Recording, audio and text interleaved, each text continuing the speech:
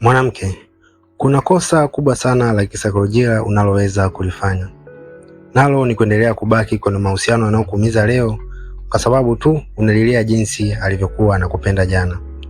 Na kuzungumzia wewe unayevumilia dharau, upweke na kusalitiwa hivi sasa, ukijifariji kwa picha za zamani na maneno matamu ulioambiwa miezi 6 wakati mnaanza mahusiano yenu.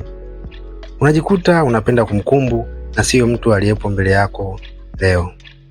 Ukweli ni kwamba yule mwanaume aliyekuwa anakujali na kukuthamini mwanzo ameshakufa na kuondoka.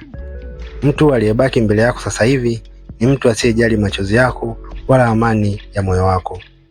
Huwezi kuishi kwa kulisha nafsi yako mabaki ya mahaba ya zamani. Kama unajiona umekwama kwenye mzunguko huu hivi sasa, nataka ufungue macho yako leo. Kubali ukweli hata kama unauma.